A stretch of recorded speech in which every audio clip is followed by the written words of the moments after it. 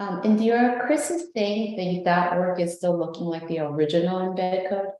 Could we check that, please? Are we close, guys? What's the story? This book is okay, right? Only Yeah. Vimeo. We're live. We're live. We're live?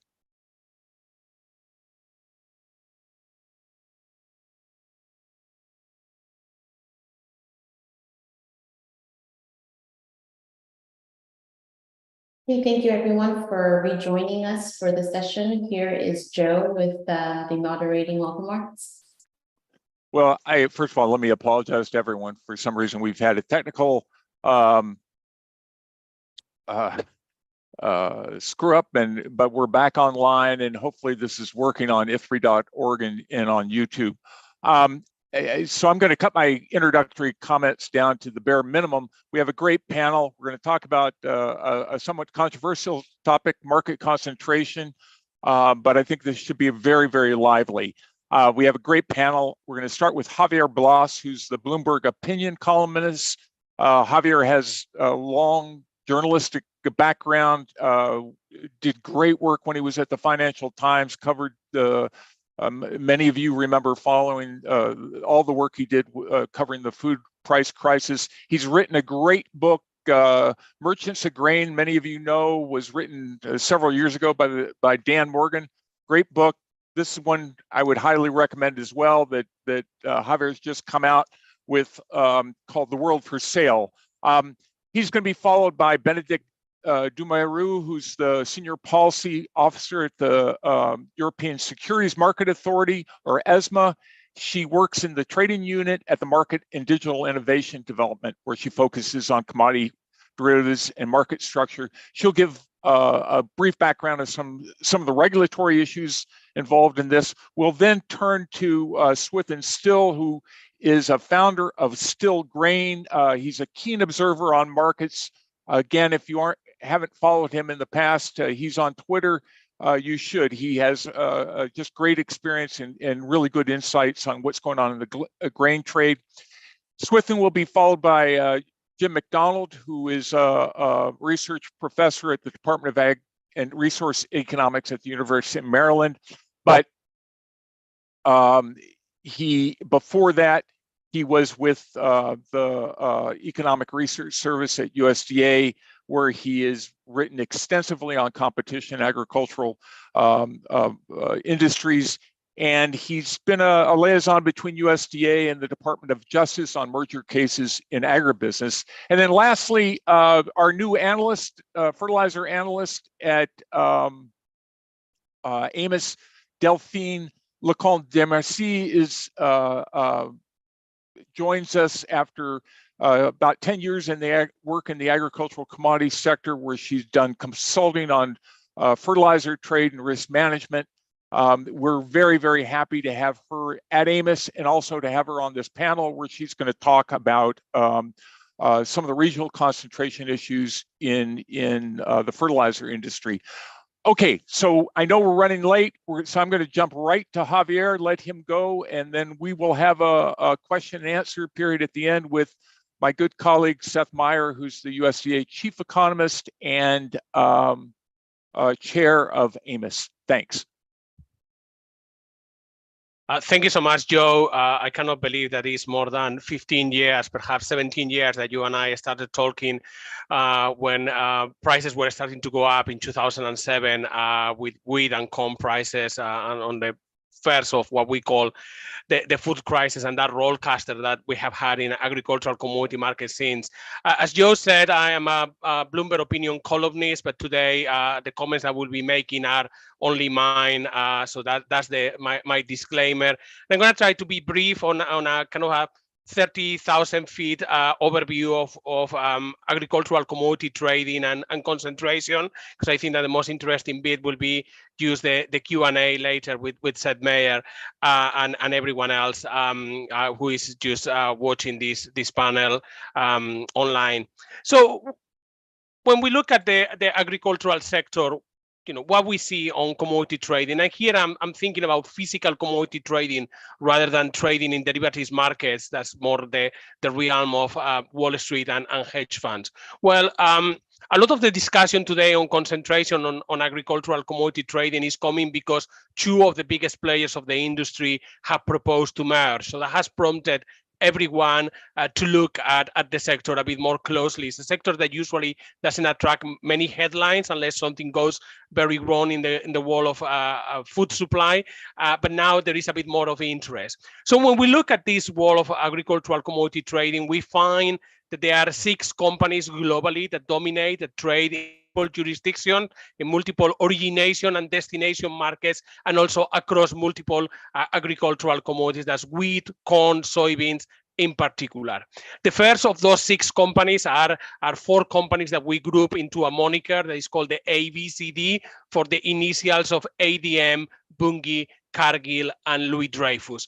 That's a bit of a very convenient for journalists like me to use ABCD. Fantastic headline, but it's a bit misleading. It's not the whole of the sector, and also the A has changed over time. If we have looked 20 years ago, the A was André, a company that later went belly up, went bankrupt, but it was a big agricultural commodity trader based in Lausanne in Switzerland. And the C in reality were 2 companies. The most powerful for many years was actually Continental, whose global trading business later was bought by another C, Cargill, under the current status of the ABCD. There are 2 other companies that they are very important. So that's what I said, 6 global companies dominate. Those are Glencore, Viterra, Glencore Agriculture, later rebranded as Viterra, and also COFCO, a Chinese-owned company owned by the government of China, which consolidated a number of trading operations and processing operations, both domestically and internationally, owned by COFCO and a number of other Chinese state-owned companies, including some of them managing the agricultural commodity reserves of the government of China, and more lately, over the last few years, both also international commodity traders to create a big global commodity trading operation. So those are the kind of the 6 big companies: ADM, Bunge, Cargill, Dreyfus, Viterra, Glencore, and COFCO. On top of that, we have a number of other companies that operate more regionally or even nationally. We have a number of Russian companies which are becoming even more important after the war in the invasion of Ukraine by Russia, because Russia is expelling the international traders from his territory. Those Russian commodity traders are really crucial for a big chunk of the global wheat trade.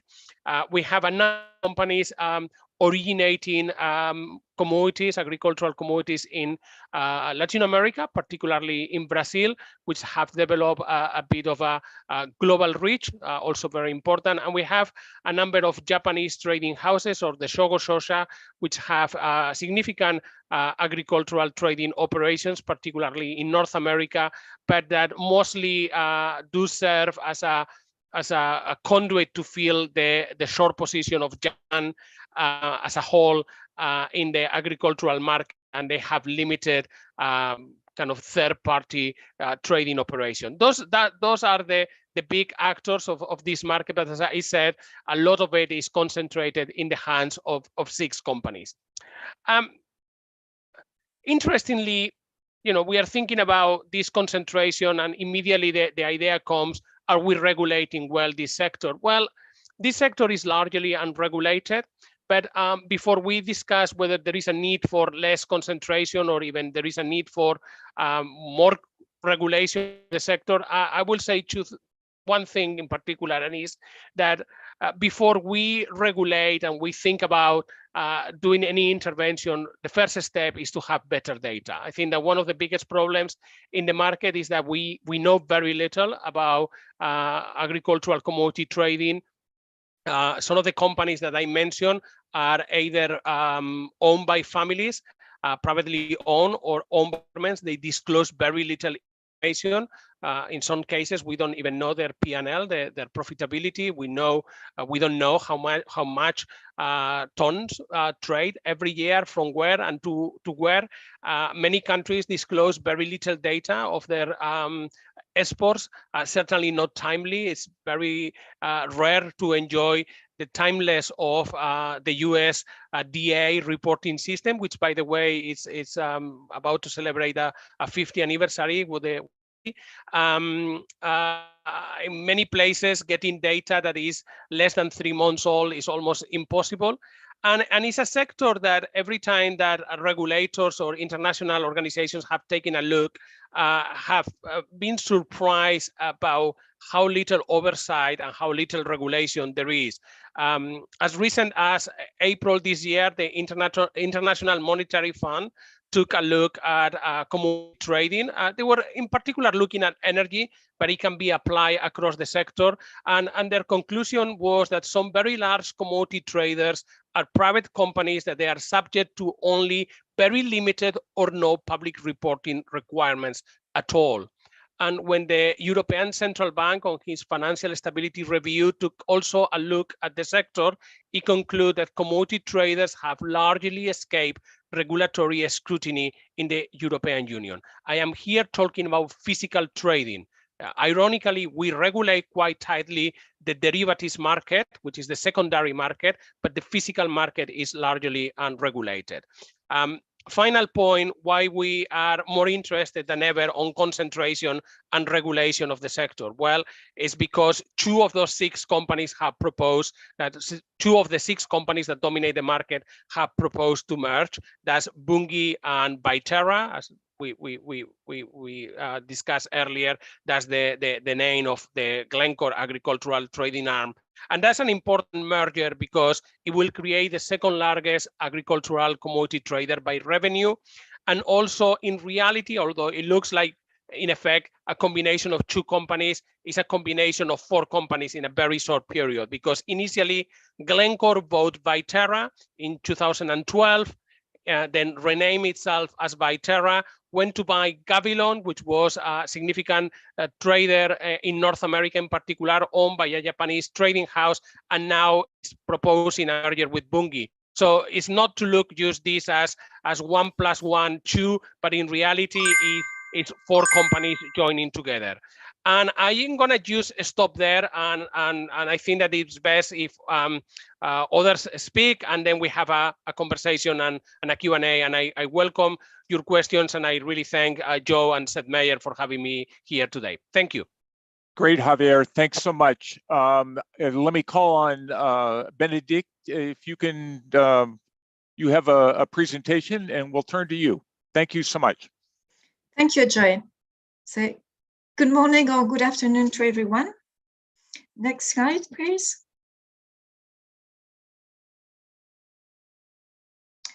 Next slide, please.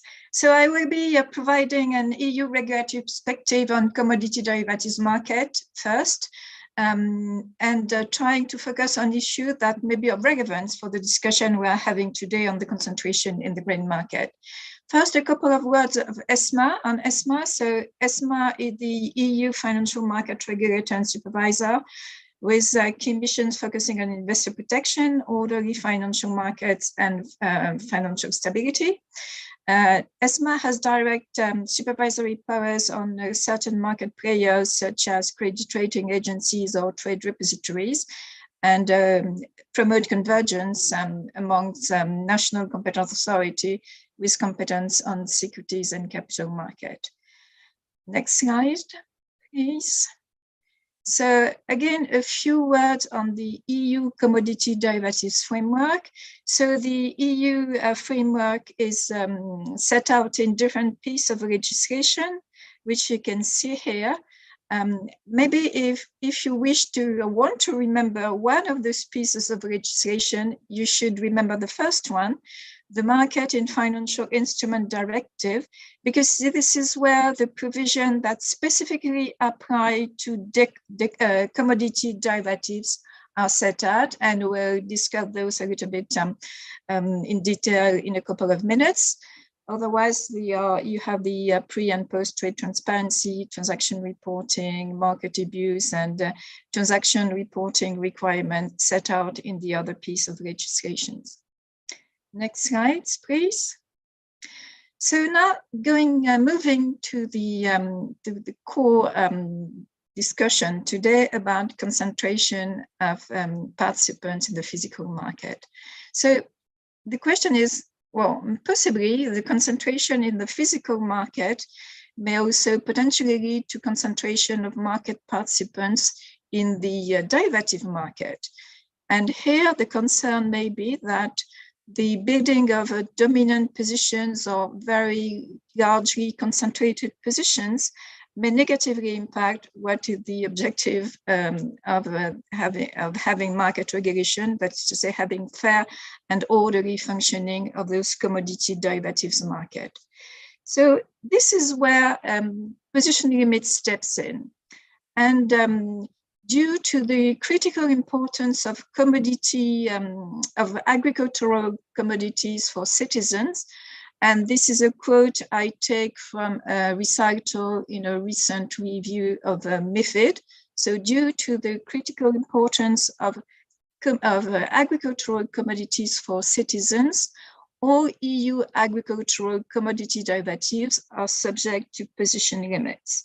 So in contrast, other commodity derivatives, such as energy derivatives, are only subject to position limit when they reach a certain size of open interest. Another distinct feature for agricultural commodity derivatives is that there is a methodology which the competent authority has to follow when they set the position limit for the contract. And in this methodology, there is a possibility to have a lower range of position limits when the underlying of the agricultural contract qualify as food intended for human consumption. So there is a very specific regime for agricultural commodity derivatives. The more usual feature is that position limits, position exemptions are available for hedging or risk reducing positions. And also trading venues have to apply strict position management controls, and those position management controls are to be even strengthened when the commodity derivatives is or may be physically settled. Next slide, please. So to monitor developments in the commodity derivatives markets, in addition to transaction reporting, position reporting is really a key tool. The daily position reports that are provided by trading venue to the competent authorities not only allows for the monitoring of the position limits, but as I have just explained, position limits apply only to a subset of commodity derivatives. But those daily position reports also provides competent authority with an insight on the components of the market and also on the activities of the various types of market participants, including financial and non-financial counterparties. And also the data provided by those daily position reports could also serve to support policy developments or supervisory processes. Those daily position reports, however, not perfect, including because we think that there is not enough visibility given in the OTC contracts where with an underlying that is the same as the one for contracts traded on EU venue. And additional visibility on those OTC contracts would allow competent authority to have a better assessment of the exposure and the risk that those entities are facing in the market. And recent developments in the recent development in 2022 has shown the importance of having a very clear view of the positions held for risk assessment purposes. Now, transparency to the market This is the other side, and the wiki position reports provides an interesting view on the total exposure that a category of counterparty may have to commodity derivatives. Those wiki position reports are published by Trading Venue and republished by ESMA, and we are aware they attract a great interest by different categories of stakeholders. So based on an ESMA proposal, there will be a soon additional transparency provided to the market by having not only one weekly report, but having 2 weekly position reports as in the US, one aggregating futures and options and one for futures only. Next slide, please. Now, another area that could be of interest and where the concentration of participants in the physical market may have an impact is the regulatory treatment of those commodity firms. Javier just mentioned that those commodity firms are largely unregulated, and actually under MiFID, the commodity firms can be exempted from being authorized as investment firm, even when they trade on an account and provide investment services, as soon as they meet a number of conditions. So for instance, if you have a commodity firm that trades the regulated commodity derivatives, it must not act as a market maker, or it must not be using high frequency trading techniques.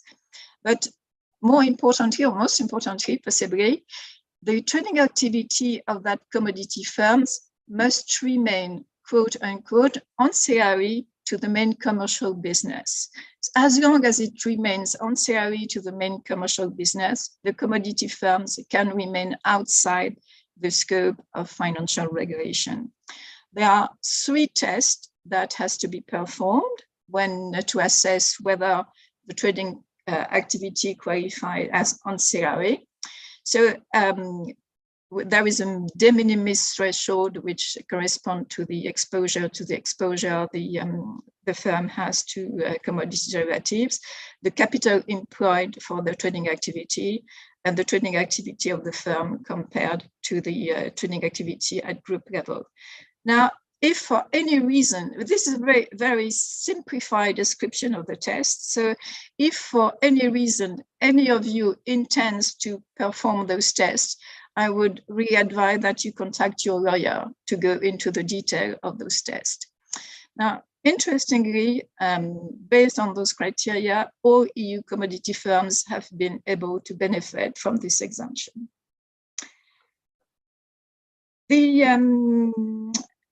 So whether the merger or the combination of concentration of entities in the physical market would have an impact on their regular treatment in the EU would really depend on the nature and size of their commodity derivatives activity. Next slide, please. Next slide. So I would just end by noting that commodity derivatives remains high on the agenda of the EU co-legislator because the Commission is mandated to produce a report to the European Parliament on commodity derivatives in the next couple of years, and those reports will certainly include ancillary activity and the position limits and position management framework. ESMA will be consulted by the Commission for those reports. So I would end by saying to be followed. Thank you. Benedict, thanks so much. So let me turn to our next panelist, Swithin Still. Swithin, you're on.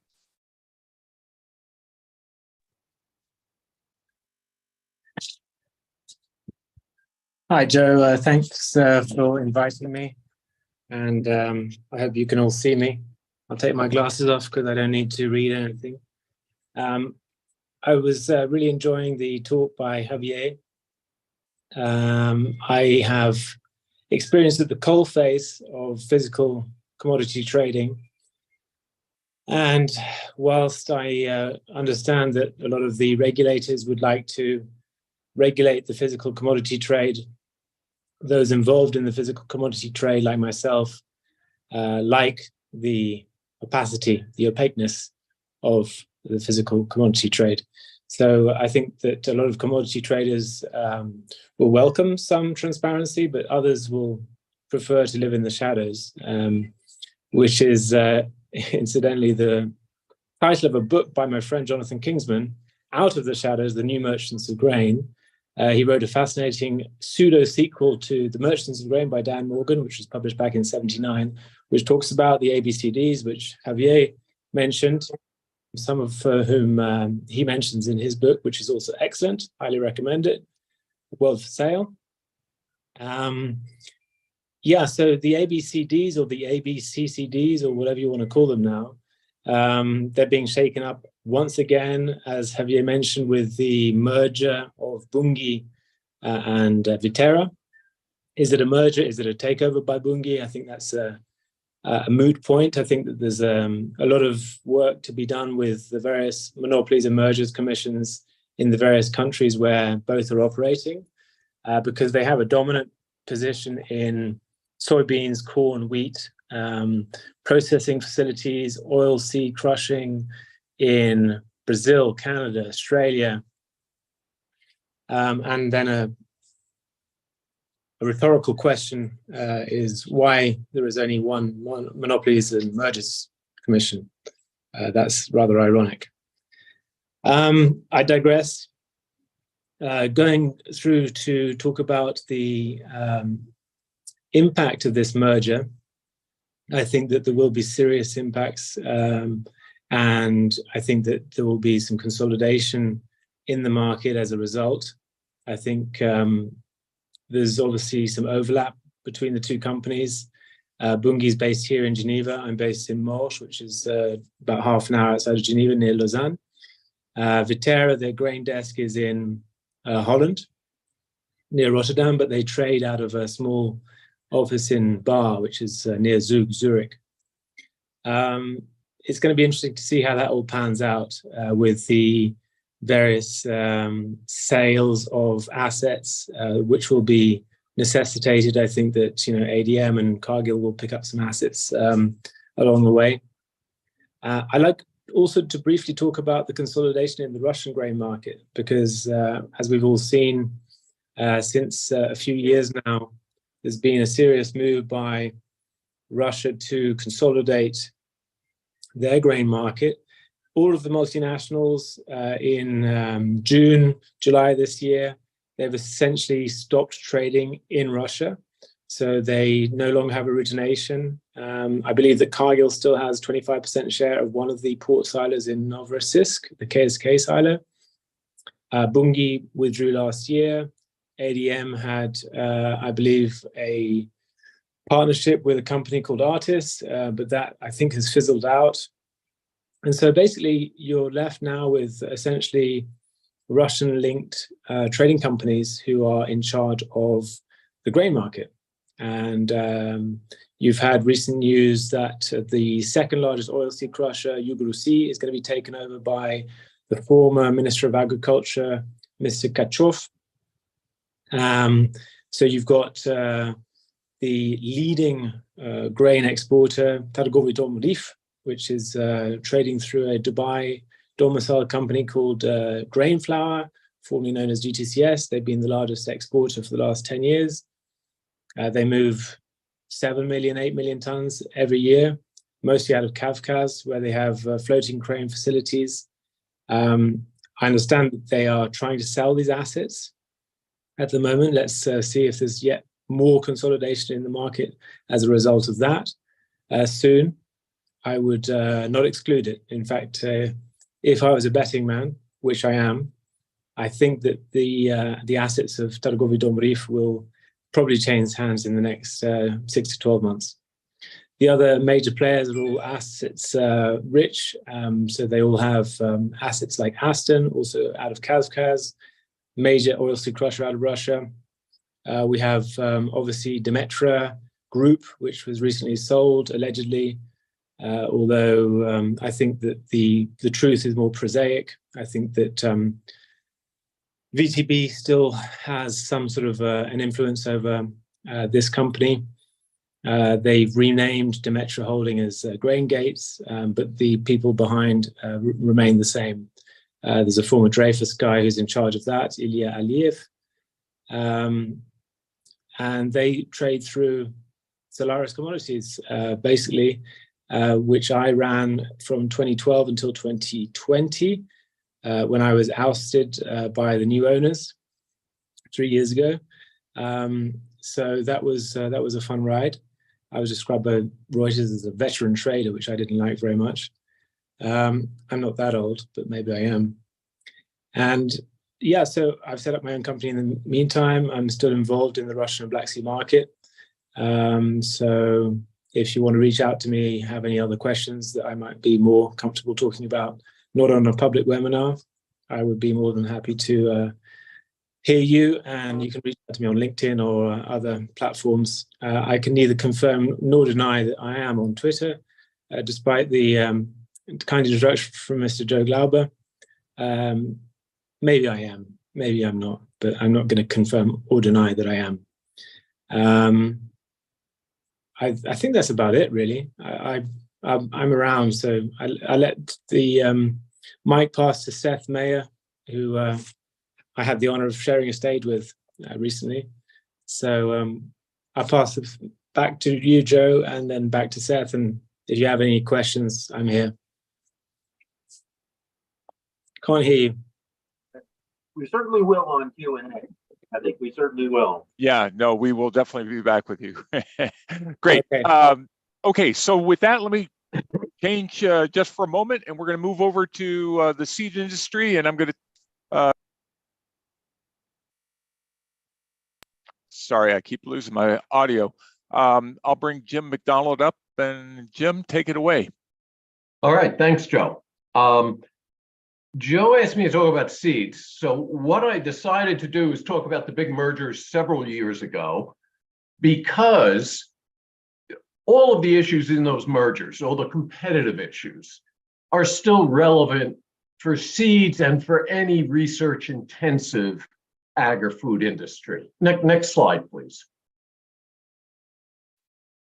So just to remind you, in a short period of time, mostly in 2016, and then playing out over the next several years, 3 major mergers were announced.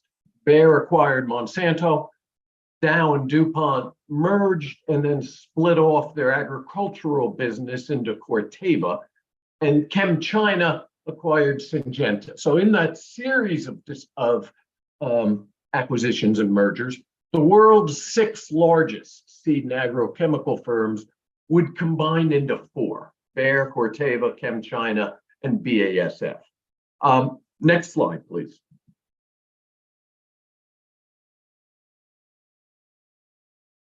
So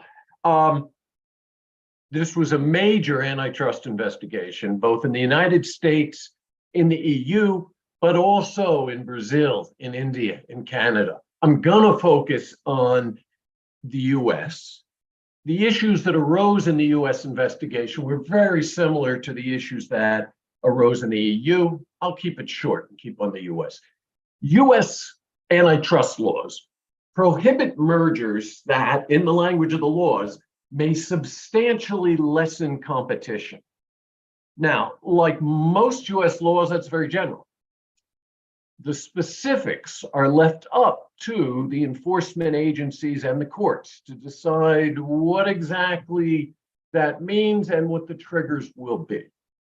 For enforcement agencies in the United States, there are 2 big issues in any kind of merger, and in this merger in particular.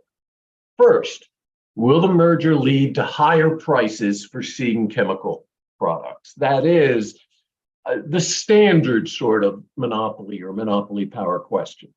But in addition, in this merger, at least as important, was the question of whether the merger would lead to reduced competition in innovation, and through less research investment as a result of the merger, and fewer innovations in the future. So these were the two big issues that came up and will come up in any merger in a research-oriented industry. Next slide, please.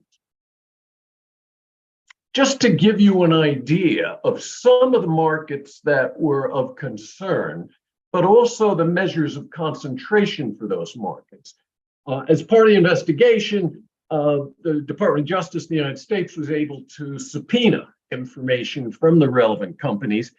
And in the documents that they released as part of the investigation, they released a good deal of information on market shares held by each firm in different markets. And what I've done is combine them to give you the estimate combined Bayer Monsanto market share in several markets. Now, what we would have initially thought of, and what was really important in the merger, was genetically engineered seeds, and in particular in cotton. They were the two major producers, or in many cases, the only producers of some types of GE traits, as well as GE cotton seeds. You can see estimated market shares were extremely high, near monopoly there. But there are other markets as well. If you look over on the right, vegetables and melon seeds, those would also be highly concentrated as a result of the merger of these two firms. And there were several other markets of concern. Canola seeds, what we might call, what are called in the documents, foundational herbicides, as well as seed treatments. So a key thing here is in that investigation, the focus was on highly concentrated markets. That is 1 to 4 competitors, really. And it remains true through much of the industry that many seed and chemical markets are highly concentrated with just a very few rivals. Next slide, please. Okay, to focus on some details, to think about competition and prices. That is, when do we think a merger is likely to lead to more market power and higher prices? Well, concentration matters, of course. Will this merger leave us with 2 competitors instead of 3? That is what we call a 3 to 2 merger. Will it leave us with 3 instead of 4, or will it leave us with 8 instead of 9? And concentration matters here. We think it's more likely at higher levels of concentration that a merger is going to lead to the exercise of market power. But that's not the only issue in an investigation. Further question is, are they going to be able to exercise that market power? And as we list through here, competition among product types matter. Are there, for example, in agrochemicals, competing herbicides with different modes that buyers may be able to switch to? But that also leads to a further issue. How easy is it for buyers to switch, to perceive that there's a competing product out there and to shift over? That type of question arises in any merger investigation. In addition, the ease of entry matters. If a merger combines the only 2 rivals and they raise price, how likely is it that another firm would be able to enter that market? In these investigations, low concentration, easy entry, ease of buyer switching and substitute products will limit the opportunity to raise price and make it more likely the merger would not be opposed. Next slide, please. Innovation issues are trickier with a lot less data. There's an opposing question. Will a merger actually enhance the ability to innovate? Perhaps by combining complementary research organizations, or by providing the size and scale needed for some types of research projects. That was certainly the view in the merger wave in seeds and agrochemicals in the 1990s and 2000s, although it should be said it was a much less concentrated industry back then. Alternatively, will a merger reduce the incentive to innovate? And what we do here is start with the extreme. Suppose there's only 2 rivals in an industry and they merge.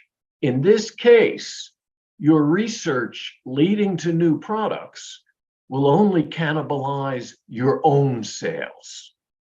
you will have a weaker incentive to invest in research in that case, as compared to the case where you may have 4 or 5 rivals, where your new product will largely take sales away from them.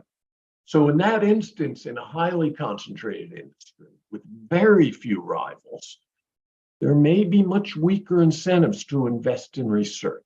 And this is a core issue in these types of merger investigations. For the economists out there, this is often framed as Schumpeter, mergers and concentration enhancing the ability to innovate, versus Arrow, Kenneth Arrow, mergers to monopoly, cannibalizing sales and providing weaker incentives to innovate.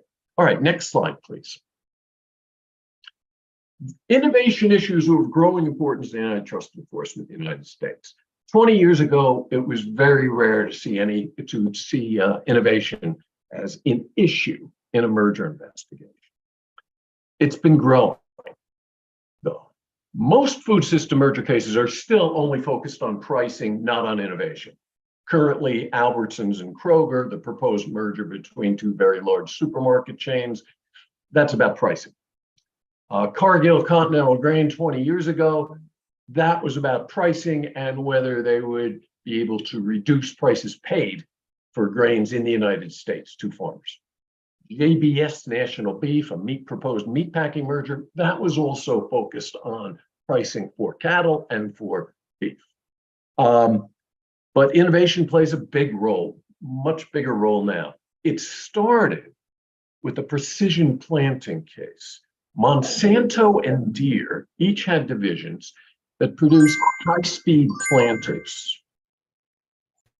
DOJ showed that there was a lot of innovation largely growing from the rivalry.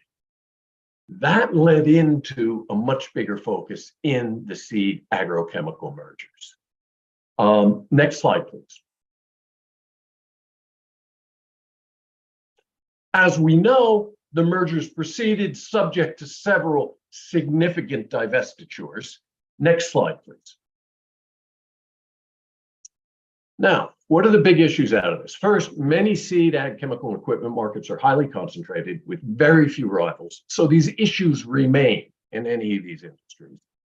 Second, there's a series of issues for the economics of competition and antitrust policy. One, when does high concentration reduce research incentives and investments? Second, when do mergers actually lead to price increases? That's a continuing argument within the field. Third, and this is a big issue in US policy and among academics in the last 6 to 7 years, is our current policy too lenient? And then finally, underneath all this, we do use divestitures a lot as a remedy. Does that actually work? All of these are still open to considerable amounts of research and discussion. That's what I have to say, and thank you. I'm happy to talk more later in discussion. Great, Jim. Thanks so much. That was incredibly useful because I think it does give as you say, these are similar questions that are asked by other regulatory bodies, I think, and I think this was just a great way of kind of going through it. Let's turn to the fertilizer market for our last speaker, Delphine, please. Hi, thank you. Well, I will be talking about fertilizer markets, if you can be sharing the slides. I will start by giving just an overview of what fertilizer are. So if we can go to the next slides, just to make sure we're all on the same page. I don't know how familiar the audience would be with fertilizers, but in any case, a lot of the topics that have been covered by my previous panelists are something that we can definitely relate to in the fertilizer industry. So fertilizers, we're talking about the nutrients, well, mineral fertilizers, we're talking about the nutrients that we would be bringing to the soil to replace the nutrients that were removed from previous crops.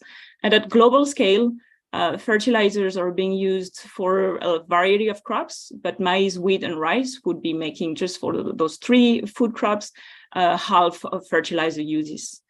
We also commonly assume that fertilizer is responsible for half of food production at global level. So that's the implication for food security that we're gonna need to keep in mind for the rest of the presentation. Here I'll be focusing on nitrogen, phosphates, and potash fertilizers because they are the main nutrients. We're bringing in bigger quantities to the crops, but there are a lot of other fertilizers that we could consider. So how do we characterize market concentration on fertilizers? Moving to the next slide, you will see that I've been looking at the number of countries who account for 90% of production. When you're looking at wheat and maize, you have 15 or 16 countries responsible for those grain productions. In the case of nitrogen, using urea as a nitrogen product, we're having the same or similar level of concentration as the one we would be having on the grain industry. On the other hand, for phosphates and potash fertilizer types, we're having way more concentrated markets with only 6 and 5 countries making up for 90% of the production. We're talking production here, but trade would be similar numbers. Another way to look at market concentration would be displayed in the next slide with a distribution of fertilizer countries responsible for fertilizer supply. You're having nitrogen with 3 main countries, China, India, and Russia, responsible for half of urea supply. But then you have a whole bunch of countries with significant contribution to urea supply to the world markets. This is because nitrogen is captured from the air. So virtually any country could be a player of nitrogen fertilizer production, except you also need to have an access to a reliable source of energy to be able to transform nitrogen from the air to a urea granule to be applied by the farmer. So all those countries with potential and access to energy resources could be also displayed in the nitrogen production front. However, when you're looking at phosphates and potash markets, as we said earlier, seem a lot more concentrated, well, you'll be relying on the availability on your territory of either phosphate rock for the production of phosphate fertilizers or potash salt for the production of potash fertilizers. And world is made in such a way that the resources are very unevenly distributed. So for phosphates production, China, Morocco, and the US together make 3/4 of the supply. And for potash, Canada, Russia, and Belarus would be making up to 80% of the supply. If we translate that into company names, and I'll be switching to the next slide, I've displayed here a list of the main fertilizer players for nitrogen, phosphates, and potash market segments. I don't know how familiar you would be with those names, but let's make just a few references to revenues last year. Nutrien in 2022 had revenues of $38 billion US. For Yara, for another instance, we are talking about $24 billion US. I'm citing those. Only a few of those companies would have data which are published because they would be publicly listed. So now I'm, thinking about what my previous colleagues were mentioning. We're missing a lot of information also on the fertilizer industry. We don't have that much light on what's going on the volumes, on the trends for all of these companies. Some of them are publicly listed, others are state-owned, others are privately owned.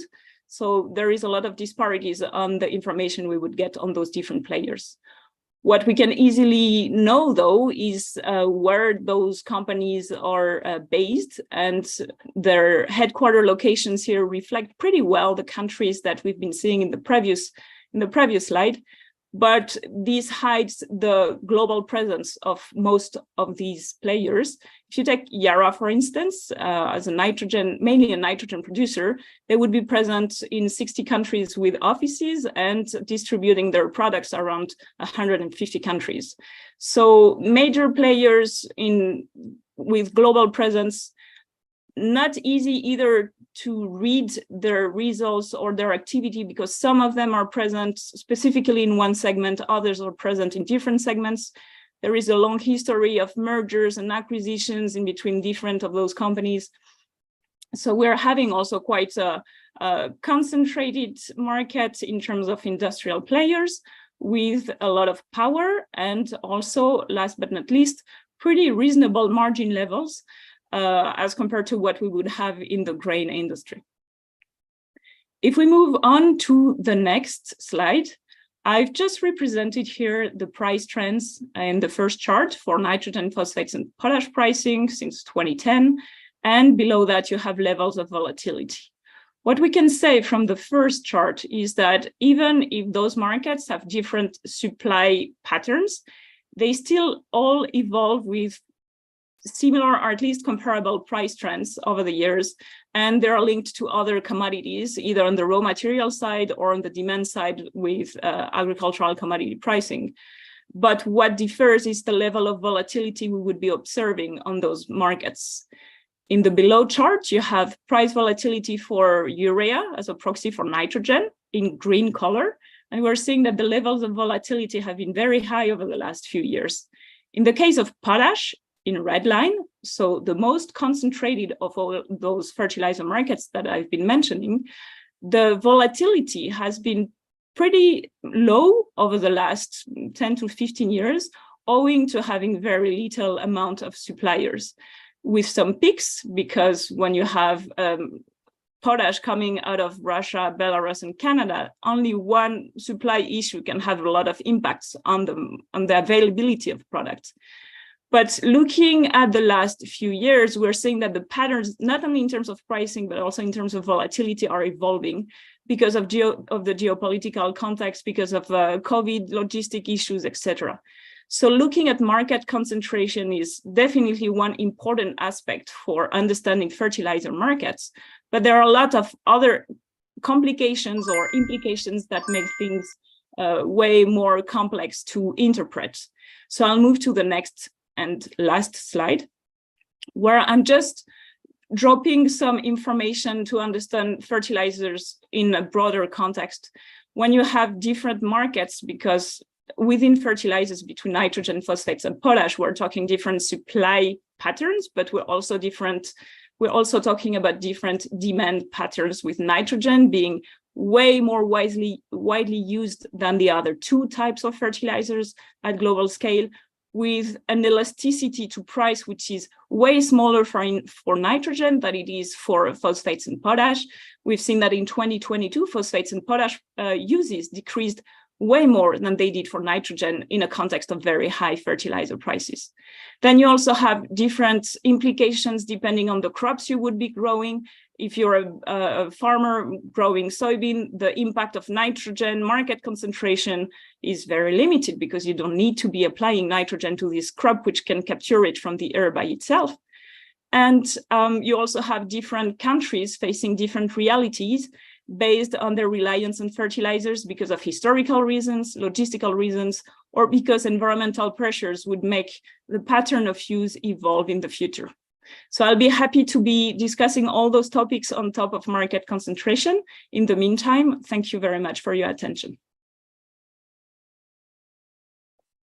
Great, Delphine, thanks so much. Very, very useful. I think we'll have opportunity to get a little more into some of this in the Q&As, which we're now going to turn. I'm going to bring in Seth Meyer. Seth, turn on that camera.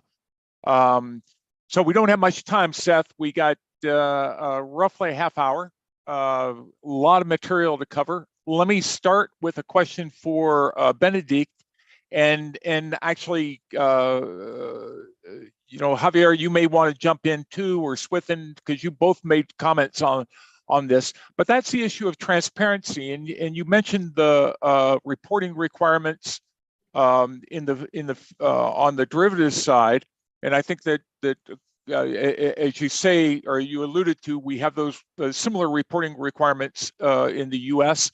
One of the other things we have in the U.S. actually, not only is WASDE hitting its 50th anniversary, some of the same forces that created WASDE also required USDA to start reporting on export sales, or having companies report on export sales. And so companies now, if they're making big export sales, they are required to go to USDA report that. USDA then reports it on a daily basis. They also have a weekly report that summarizes all that activity. I just wanted I realize this is a little outside of your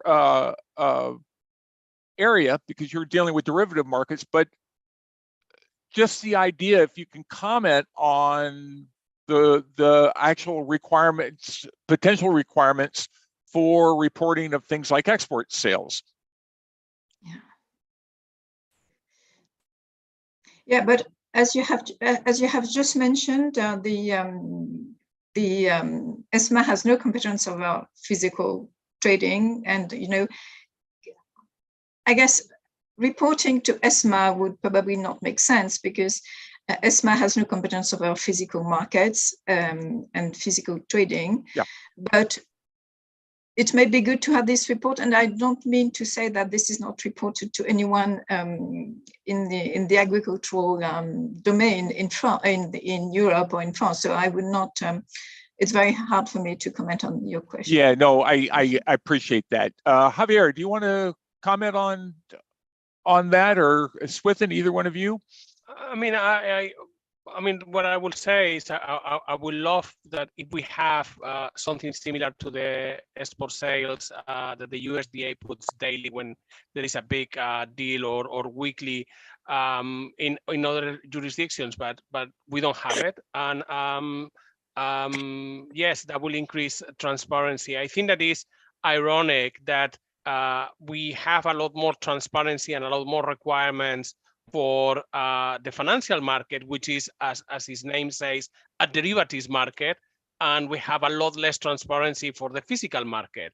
But yeah, I mean, as Delphine was mentioning, sorry, Benedict was mentioning, we have very little of regulatory bodies or oversight bodies that deal with the physical side of the business. And I think that, to me, on the debate, do we need more regulation? Well, the first thing we need is transparency. We need more data. We need data. It's not more data. In many cases, we need just the first of the data. We don't have enough information to know what's going on.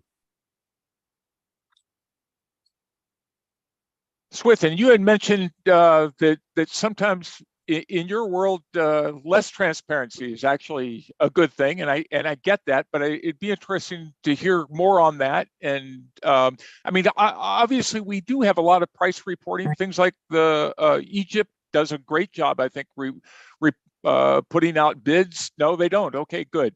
Go ahead. Yeah, sorry to shake my finger at you. That was not meant to be done.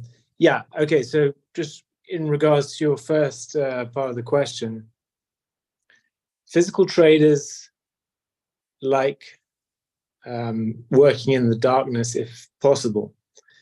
That's one of the reasons why Cargill has remained a privately owned company.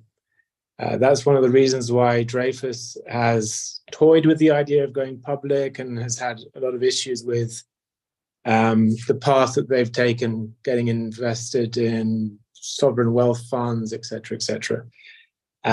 So there are, like everything, swings and roundabouts, good things and bad things about going public.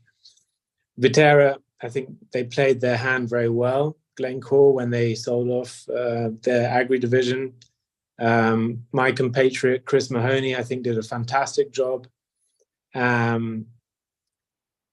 Yeah, so we don't like, I mean, I'm speaking broadly, as a physical trader, be it in grain, be it in mining, be it in oil, whatever, doesn't matter, sugar, cocoa, you name it.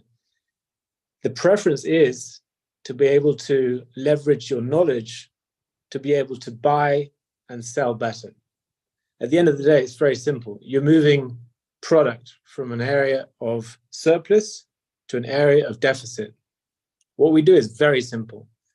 What a trader is aiming to do is earn a margin on the transaction, be it sell or buy, and you're transforming in time and space something that you've bought, okay? So you're adding value along the way, you're buying it inland somewhere, or you're buying FOB from a supplier, you're then transporting it by ship in bulk or in containers. And along the way, you're trying to add value and you're trying to make a margin. Okay, we're not here to feed the world for free. We're not charities. But what we do is we do feed the world. We do it very efficiently. And the margins that we're talking about are actually very small. So a lot of the people who have no clue about the market that we're involved in, I introduce myself, I say I'm a trader, I'm proud to be a trader. They'll say, oh, you're raping the planet. No, I'm not raping the planet. You know, it's consensual what I'm doing. I'm buying consensually from a buyer, from a seller. I'm selling to a buyer, and I'm just moving product. And actually the margins that we're talking about in grain, they're very small. And if there's any problem along the way, there's demurrage or there's default risk on the sell side, the buy side, it's a complete headache. I mean, I have two hats. I'm also an arbitrator with an association in London called GAFTA.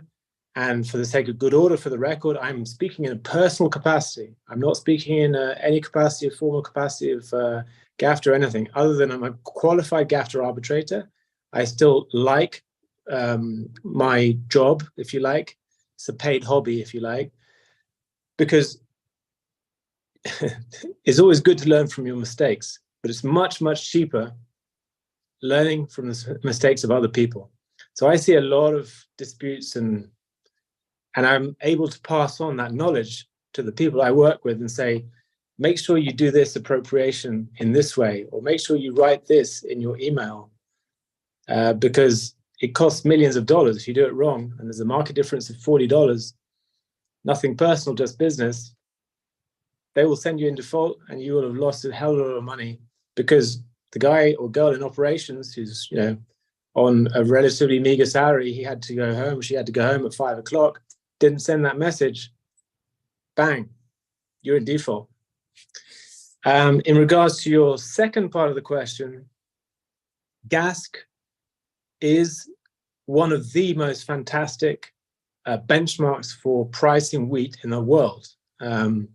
Egypt, as you know, is one of the biggest buyers of wheat in the world, if not the biggest buyer of wheat in the world, between the private sector and the public sector.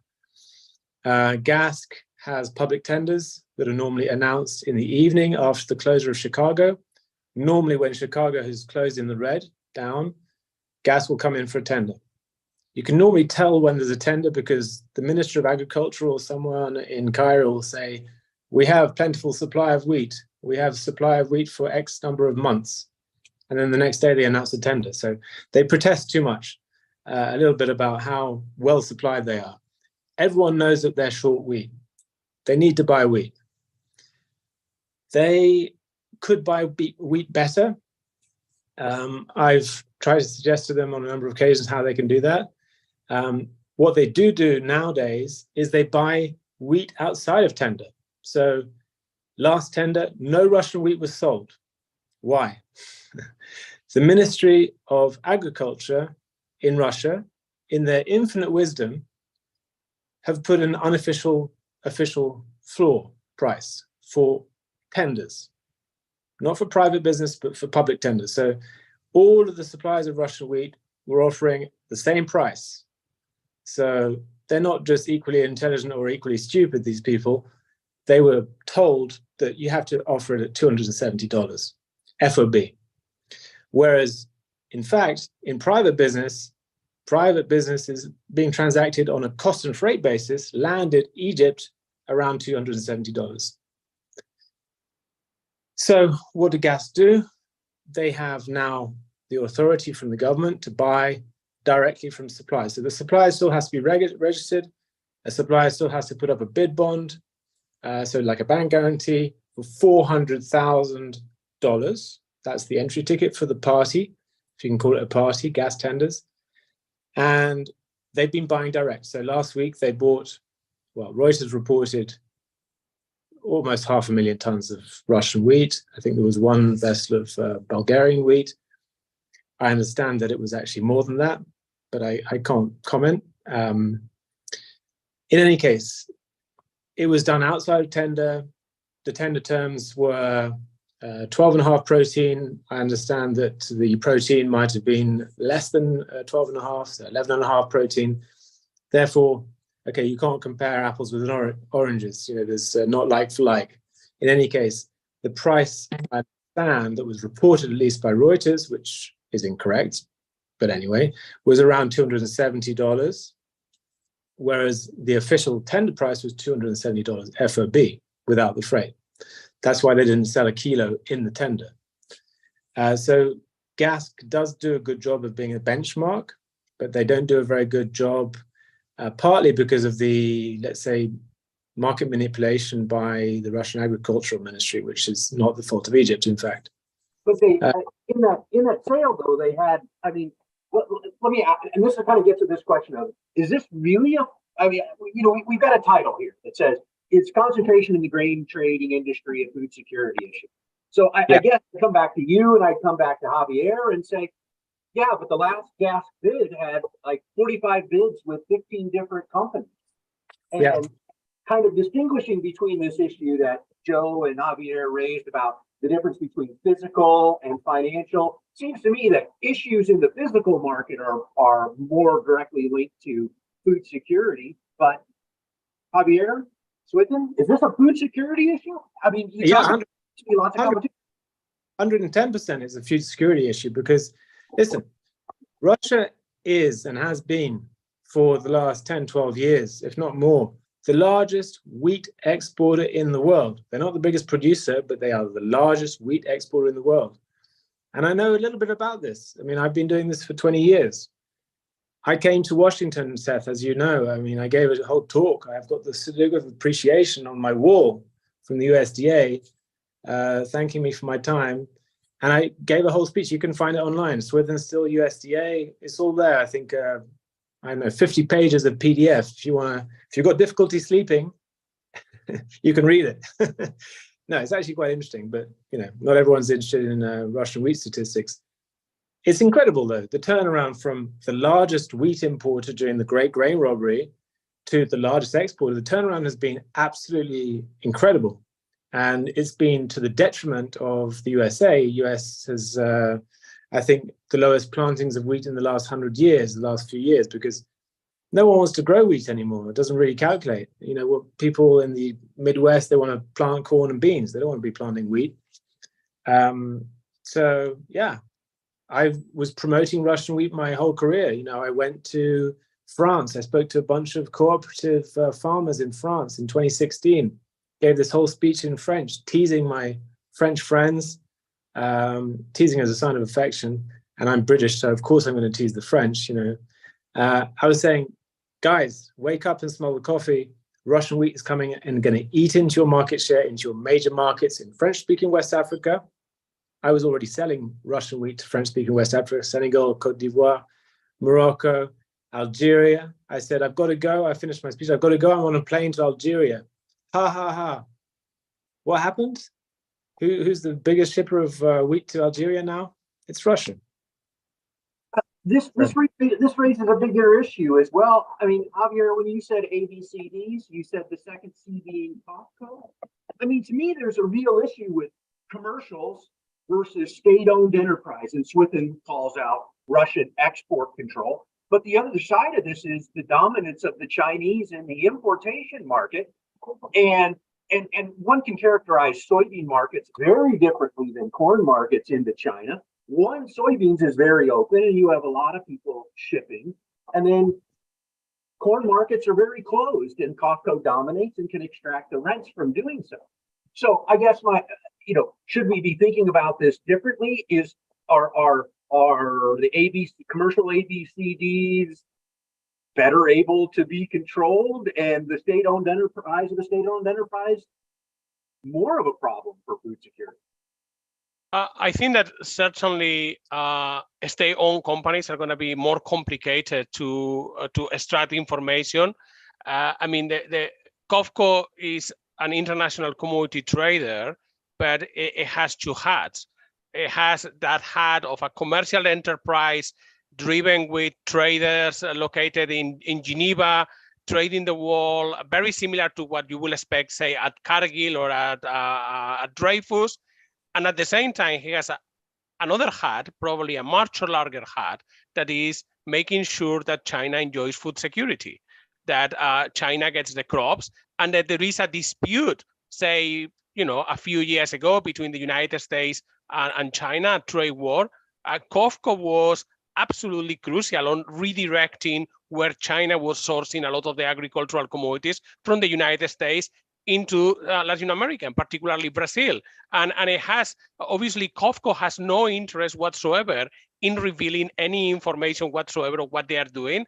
At the same way that I do remember going a few years back into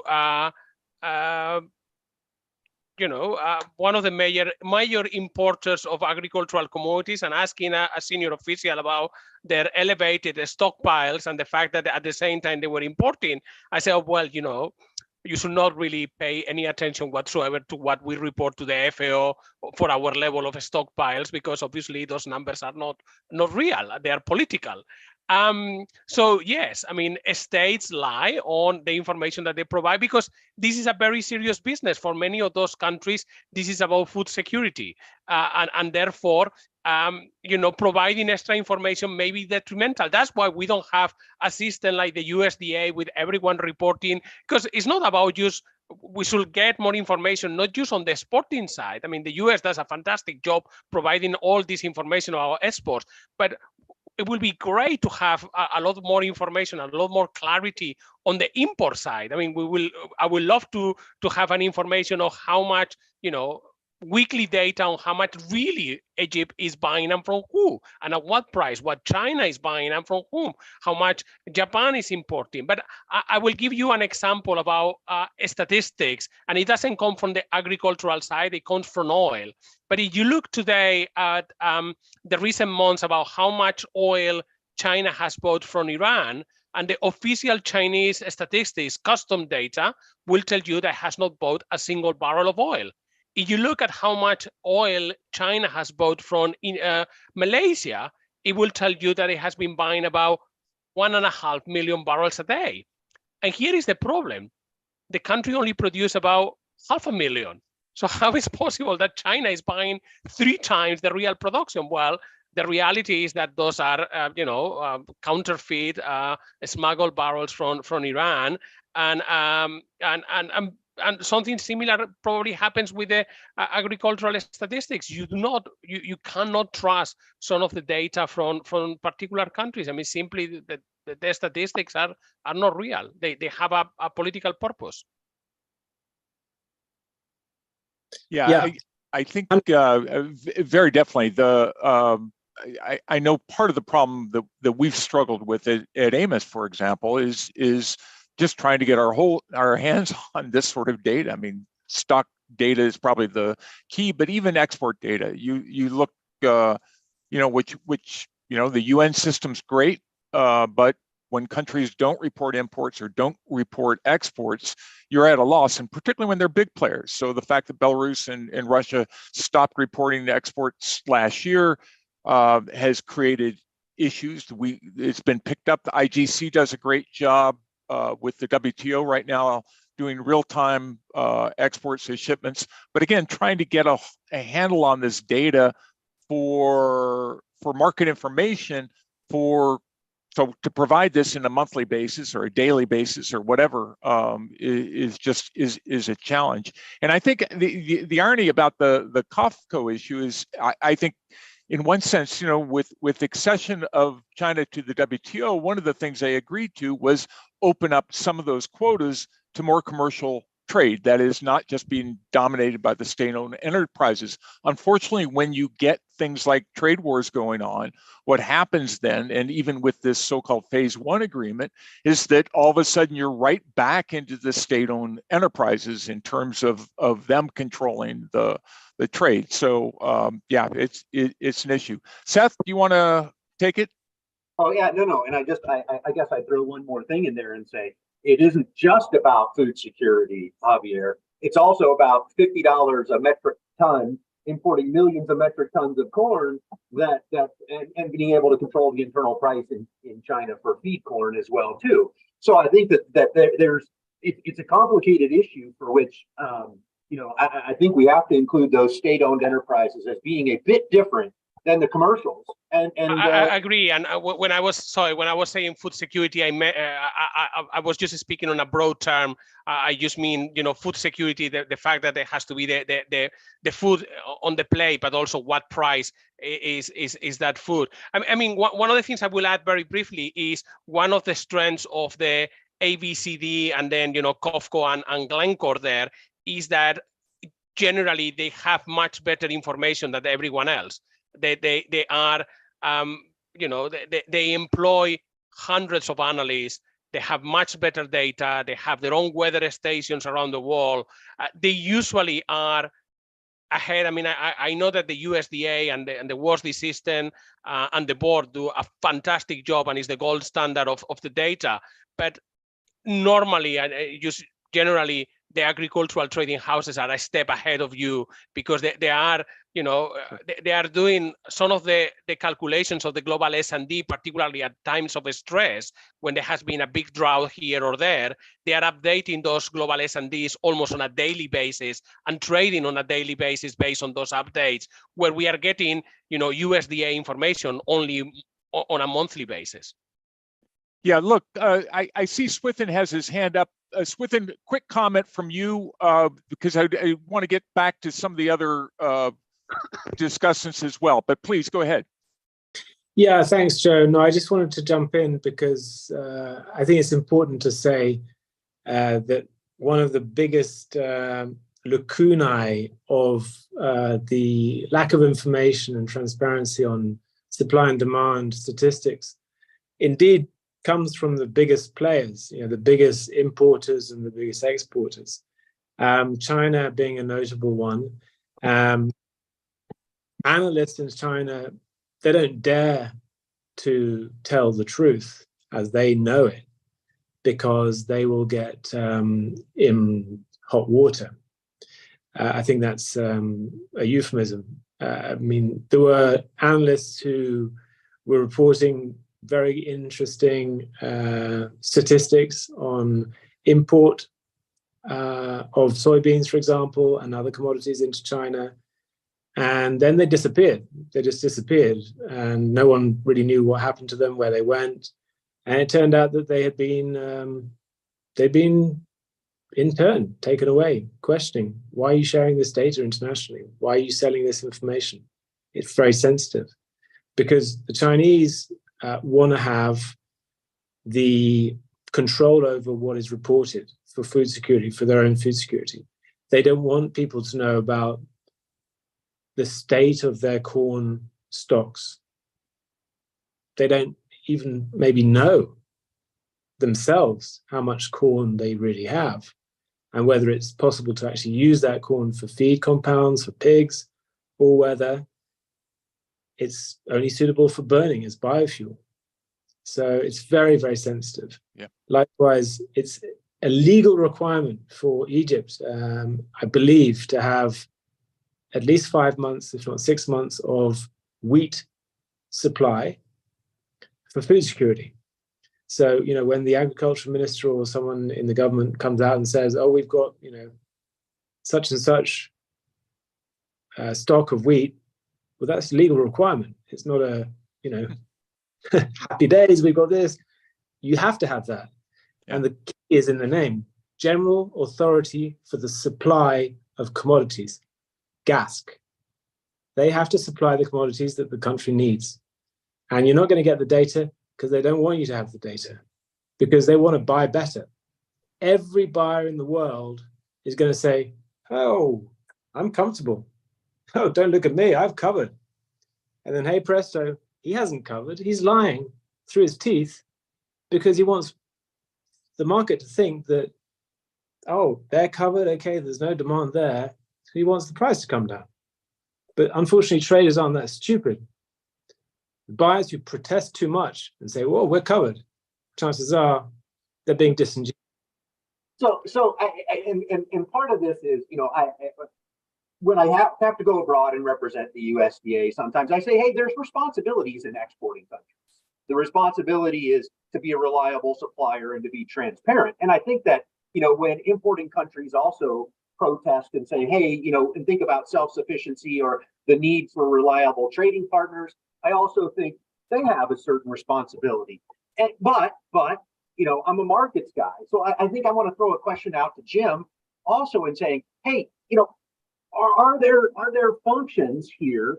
Are there functions of government that you think make a lot of sense, that don't have large, say, negative impacts and might even enhance market transparency? We know traders don't want to share their information, but part of the information that we provide says you get to take advantage of it, but only for so long. And then we level the trading field.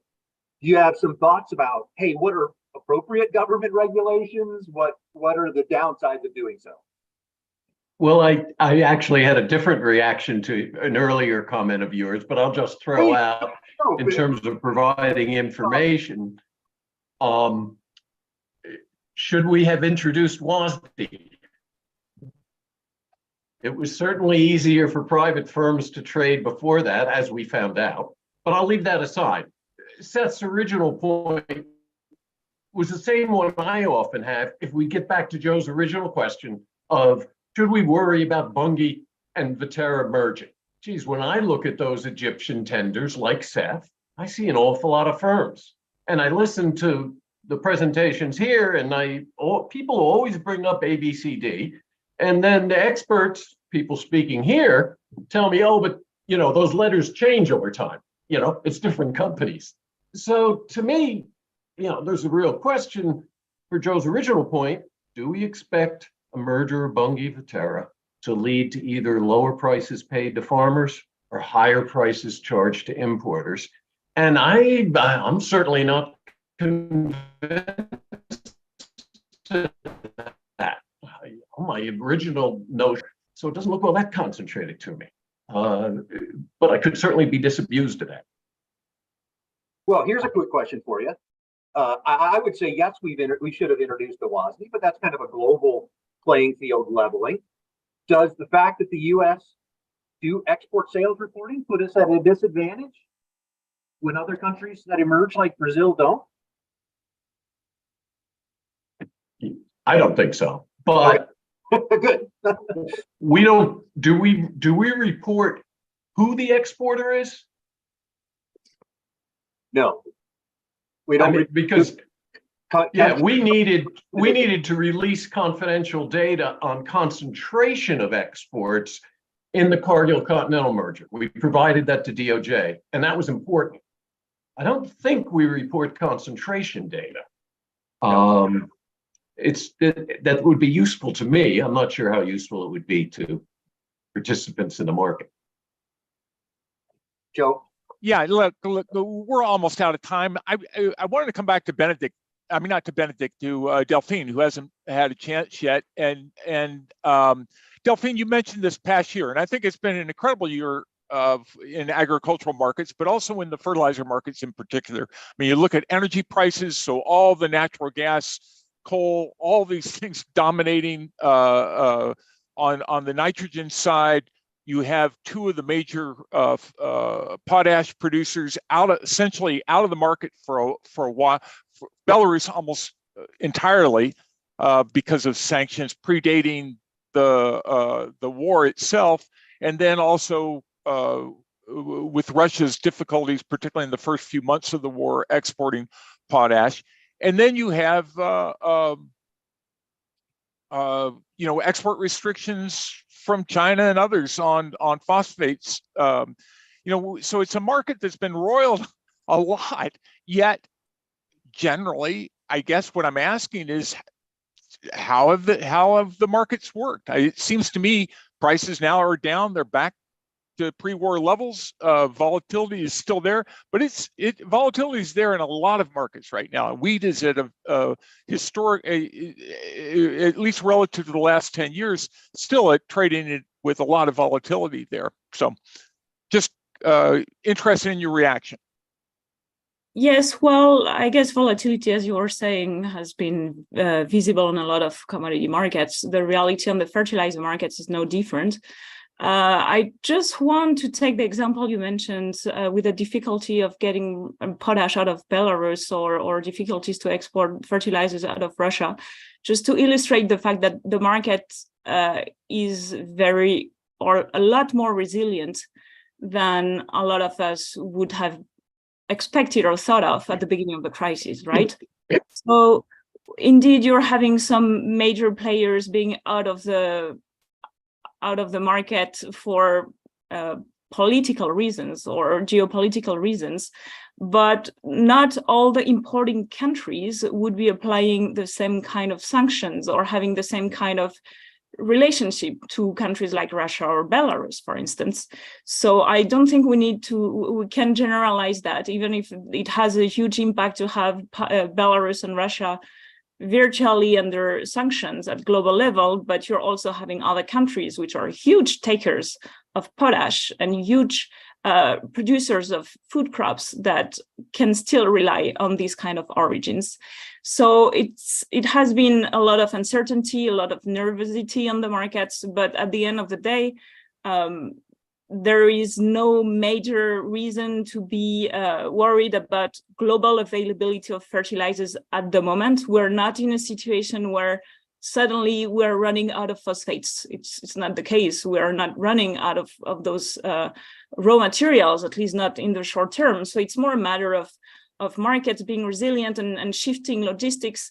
And I guess I'll link that to market concentration. You also need to have companies which are flexible and capable of shifting their trade from one place to another and having relationships in different countries and having the logistical capabilities of shifting trade flows from one place to another.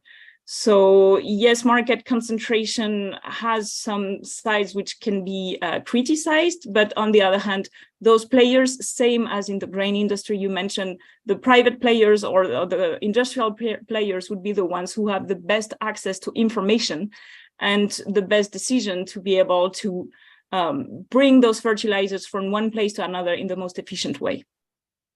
All right. Unfortunately, everyone, we're going to have to go. This has been great. I apologize for the late start, but this is we're